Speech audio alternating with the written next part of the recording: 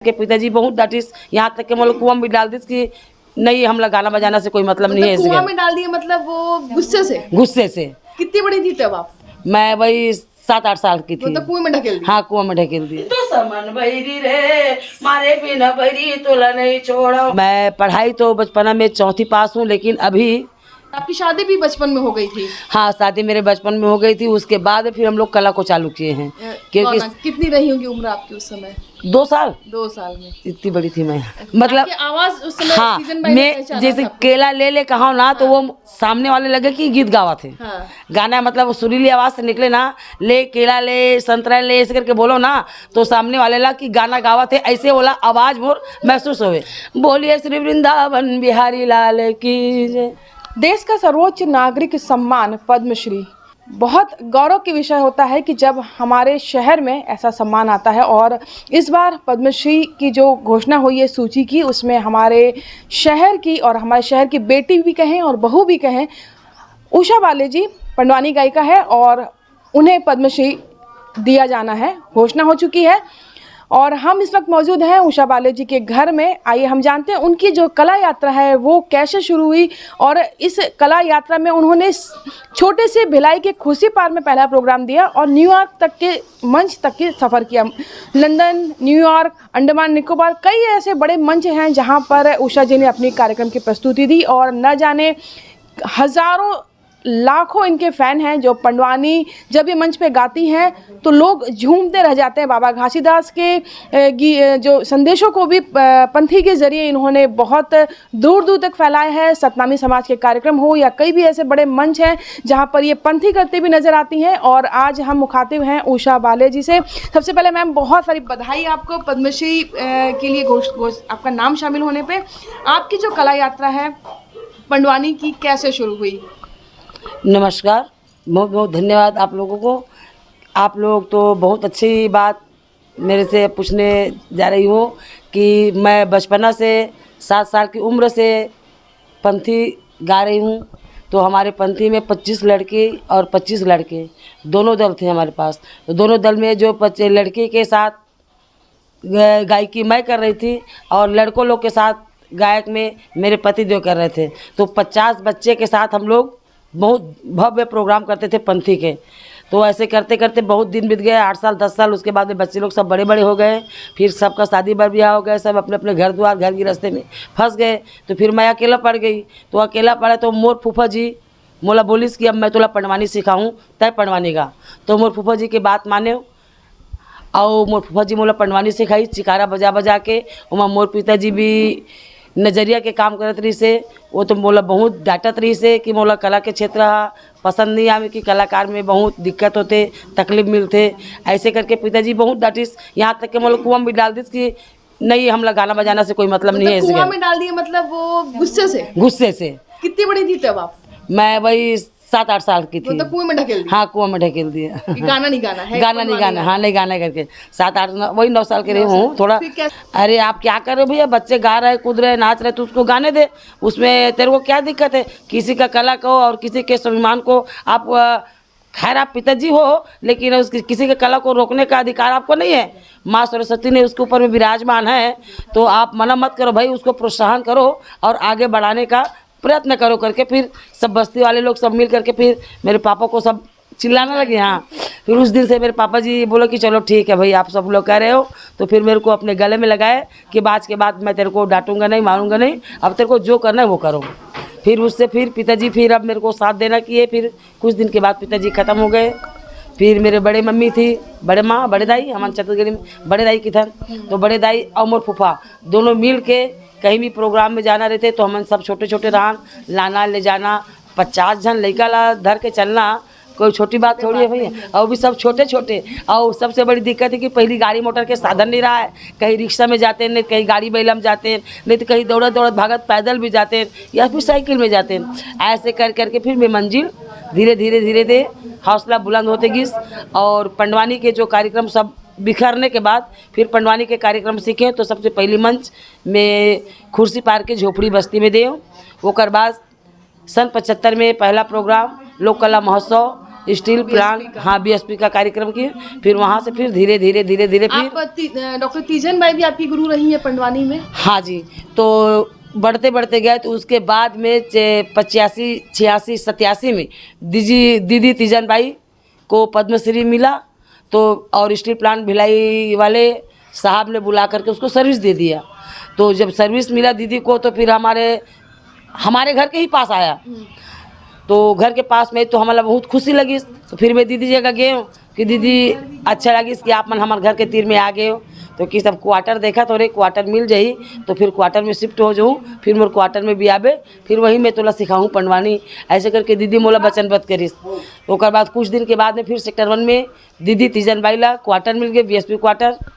फिर ओकर क्वार्टर में फिर जाके हमन शिक्षा लेवत रहें, पंडवानी सीखत रहें। ओकर बाद फिर साहब ला बोले जो हमारे सामुदायिक विकास विभाग बड़े साहब री से विमल कुमार पाठक जी और दानेश्वर शर्मा जी, चंदेल जी और ये हमारे क्या बोलते परदेसी राम वर्मा जी, ये मतलब सब बीएसपी के बड़े साहब रीन हैं। फिर उनका में जगह बोले कि दीदी तीजन बाई जगह स्कूल खोलवा के बैठाओ कि हमन वहाँ शिक्षा लेबो सीखबो निजे करके। तो मोर साथ में फिर भी हमन स्कूल खोली दीदी तो हम सीखना चालू करें। ऐसे ऐसे दिनचर्या जीवन हम उनके चलत रहा है। और वो बीच में मैं यहाँ रोज के केला संतरा फल ले करके वही सेक्टर के अंदर में अपन जीवन यापन करते रहे, अपन गृहस्थी जीवन बितावत रहे। आप मतलब फल वगैरह भी बेचते? जी जी तो थी उस समय, मतलब आवाज उस समय हाँ, मैं जैसे केला ले कहा ना तो वो सामने वाले लगे कि गीत गावा थे। हाँ। गाना मतलब वो सुरीली आवाज से निकले ना, ले केला ले संतरा ले ऐसे करके बोलो ना तो सामने वाले ला कि गाना गावा थे, ऐसे वाला आवाज मोर महसूस होवे।